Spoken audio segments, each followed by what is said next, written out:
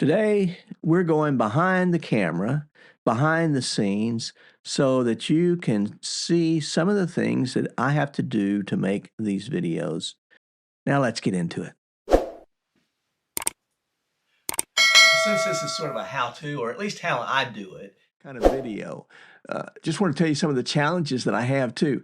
One of the big challenges that I have is the beginning, how to start the video in a way that's going to interest you and bring you into it, hook you into it, so that you can enjoy and you can understand what I'm trying to do. How do you start the video? This video, I'm going to try to start it this way. Will you pay the price to hike these trails? Feels like I broke my nose. Are you willing to do what it takes to share the experience? I have to tell you, I'm not feeling good. I don't know what it is. Something's just not right. Sometimes the price is more than money, much more. Well, good morning. Some things just don't go the way you expect them to. I reached in my cargo pocket of my pants. My wallet was gone. My wallet with all of my cards, my identification card, my military ID, my driver's license, my drone license, everything was gone. The money that I had for this trip, it was all gone. Every time you watch one of these simple scenes, these few seconds add 3 times to the distance to set up the camera, to make the shot, to go back and recover your camera again, and then to get back on the trail.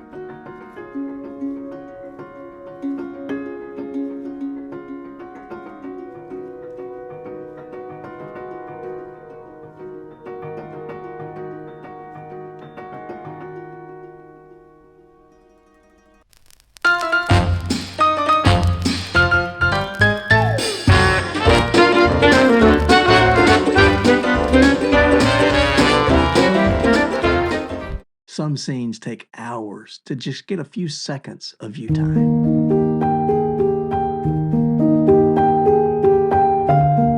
And then there are times when we have to really work hard just to set up the camera where we want it to be, to get the view, to get the scene that we want to take. And then we get up and we realize that it didn't do what we wanted to do. So we have to reposition the camera and do it all over again. Like this sequence, it took me several times to get the drone in place and then to get the camera on the tripod set up and then put the action camera on my chest so that I could give you 3 different perspectives of just walking through this one rock formation. And so I could get you an overhead view with the drone. I could give you sort of a POV, personal view of what I saw using the action camera on my chest, and I could give you an approach view with using the Sony a6700. I think it turned out all right, but it's surprising how long this sequence took. Okay, here's my arsenal of cameras that gives you different perspectives. I got my drone up here, my little DJI Mini 3.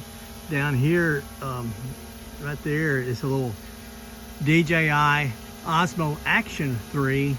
And over here, my camera that's on the tripod, that is my Sony a6700. I'll be using all of those to make this video for you. So come on, let's go walking together.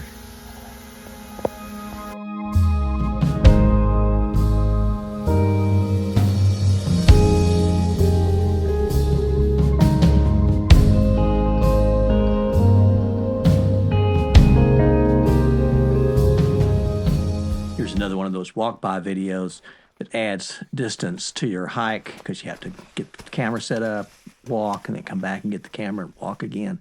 But in this particular one, the sun was so bright against these rocks that I really couldn't adjust the thing down to where it got a good picture. Never had this problem before, but the way to fix this is I needed ND filters to go on the lens of my Osmo Action 3. I don't have those. Need to get some.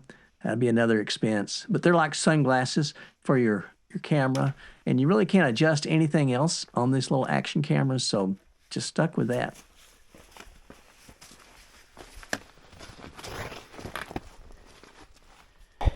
Got to go down this. And then that's the hardest part for the day. So let's see if we can't get down here.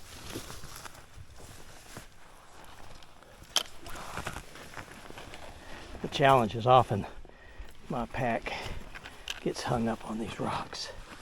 So let's see if we can't do something with that. Toss my hiking poles right down there.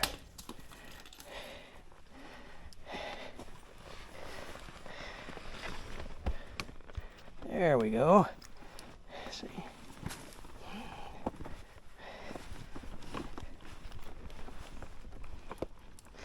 There we are.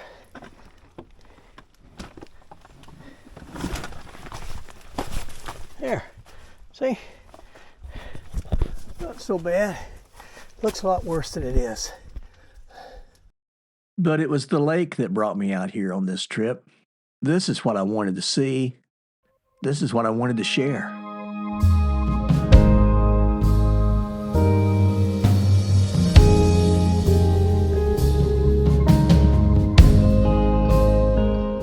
But I needed all these cameras in order to get these images.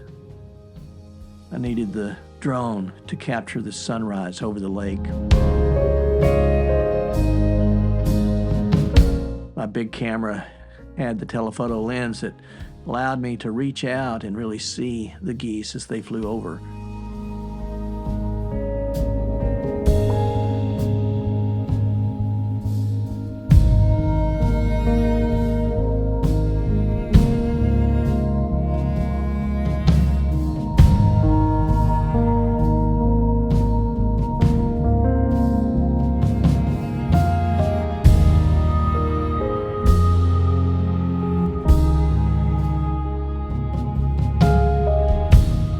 Capture the night lapse of the stars.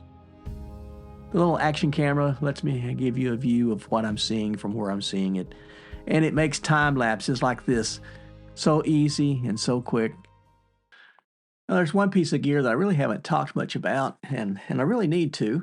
I used it on this trip, and that's this right here. This is my trail camera. And I saw Dave Collier's camping. He'll put them out by a bird bath and watch the birds as they gather around.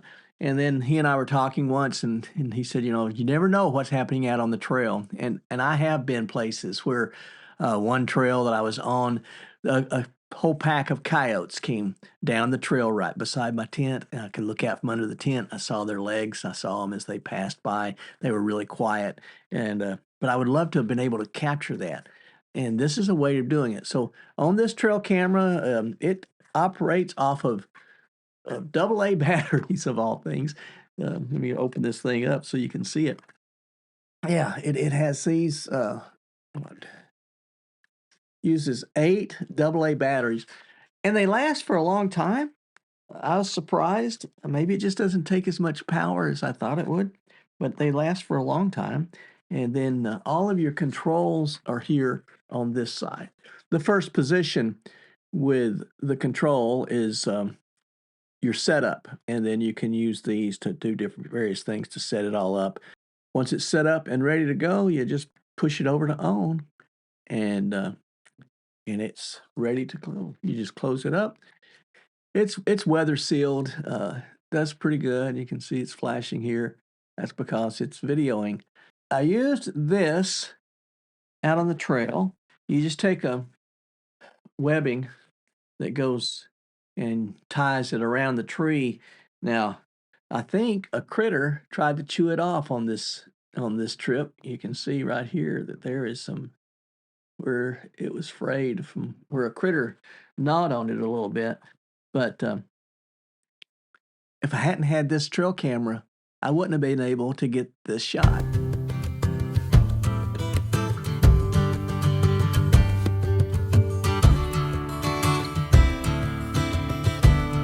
So the advantage of all this gear is that each piece allows me to give you a very specific picture, a very specific perspective.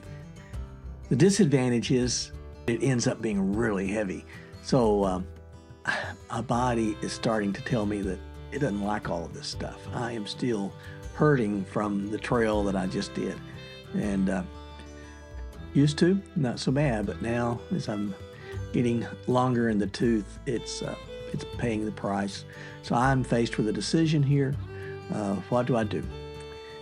I can continue to hike, maybe for a certain period of time, but if I want to get a holistic picture of the outdoor adventure that I'm on, then I need to be able to look at it from different angles and different perspectives. So as I'm starting to change over to morph a little bit away from the pure hiking adventure and toward the outdoor photography and videography adventure. And that will change the way that I start doing videos and start presenting things to you. Let me know, what do you think? You know, would you follow with me as I go through outdoor adventures if I'm doing more bringing you video of the outdoors and the beauties of nature? Or do you really want more hiking? And if that's what you want, then that would come with a price that I would have to cut back on the amount of gear that I'm taking. This last hike, my backpack was way over 35 pounds.